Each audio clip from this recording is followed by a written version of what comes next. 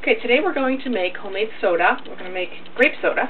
And you start with any can of frozen concentrate. This is just the store brand. You can use Welch's. I like to use something that's sulfite-free, so read your labels. Generally, the only thing I've found that's not organic, that's sulfite-free, is the purple grape juice. You can also use any other kind of juice that you find that you like. We'll talk about that in a bit. But it's very easy. All you need is some flavoring, a plastic soda bottle. Some people use glass, but the pressure gets really high and you have the danger of it exploding. So this is the one instance in my kitchen where I use plastic. I've partially filled this with filtered water, and I'm going to fill it the rest of the way with our grape concentrate and some water. My funnel's a little locked.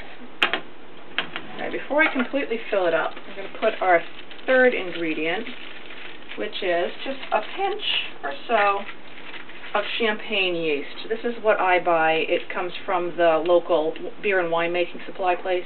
You can also buy these online. I paid 89 cents for this, and this will make, if you're careful with it, you'll make about, I don't know, several gallons of soda. But you want to use it fairly quickly once you open it, and make sure it's kept in the fridge. This is one I already opened, and that it's kept very, very airtight. So this is an 1/8 teaspoon measure. It's not real exact how much yeast you use. I would probably use 1/2 of an 1/8 of a teaspoon. It's not that critical. You could use a whole 1/8. If your yeast is older, you might start using a little bit more. I mean, it's been open for a while.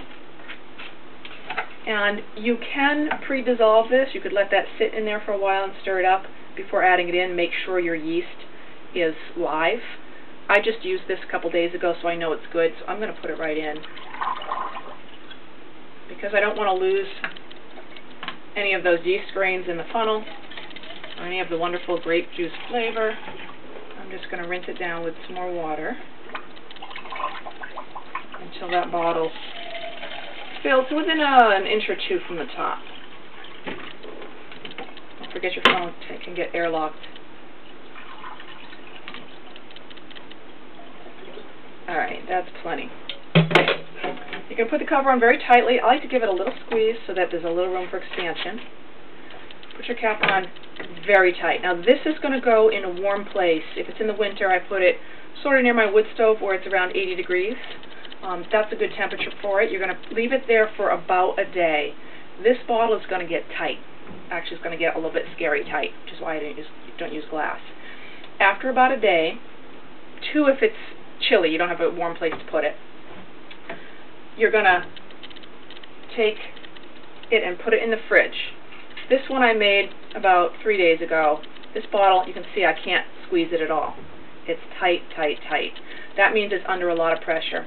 Whatever you do, do not open it warm, because that's how on TV they have those champagne bottles that spray all over everybody. They just use warm champagne, and we just use champagne yeast. So if you open this warm, you're going to get a fountain, and there's really not going to be any soda left for you. Before I open this, I'm going to show you how to open it safely without losing it and making a mess. But before I open it, I'm going to show you what I used to make this batch. I found this juice at our local discount store for only $2, and I like this type of thing because it has no chemicals in it. It's just juice. This was something weird that I'd never heard of. It's a mixture of, let me see, pear juice and youngberry puree. Who knows what that is? So I bought it, I mixed it with my water, I tasted it.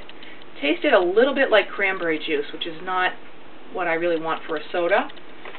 So I added a little bit of stevia. For this one I added 2 squirts to the 2 liters and tasted the juice before I added the yeast, and it tasted very pleasant. So if it tastes pleasant as a juice, it's going to taste pretty good as a soda. And you could use a lot of different things. I like the stronger juices, like this sour cherry. And again, mix it with your water. If you've never done it before with a particular juice, mix it with your water. Don't add the yeast yet, and taste it and see if it needs anything. If it's bland, you can add the juice of a lemon or a lime or 2. If it's not sweet enough, you can add either sugar or stevia, as I do. You do need some sugar in your whatever you use. For example, if you experiment with different teas to flavor your soda or herbs, you do need sugar because the yeast will not work without sugar. Okay. Now I'm going to show you how to open this for the first time. You need a big mixing bowl, nice clean one, to catch any spills, and you need an assistant who is going to hold a smaller bowl over the top. And this will prevent any fountaining. Just have your assistant rest that bowl right on your hands. And then I'm turning. You hear that? It's fizzing, and I'm going to just turn it till it fizzes, and I'm going to turn it a little bit more. This one's not too bad. Sometimes they can fizz for some time. Okay, so, whoops, nope. Sometimes it waits to fizz. Like I screwed the cap back on because from where I stand it looked like it was going to fizz over. It really got very excited in there. So I'm going to start again. Okay. Cap is almost off. I think it's going to be okay. You can take the bowl away. Alright.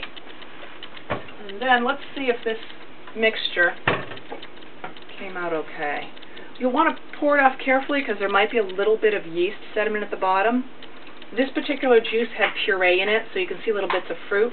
That doesn't bother me. It might bother some people. But you're going to have a wonderfully carbonated soda. That was a good experiment. This is awesome. So have fun experimenting with different types of soda.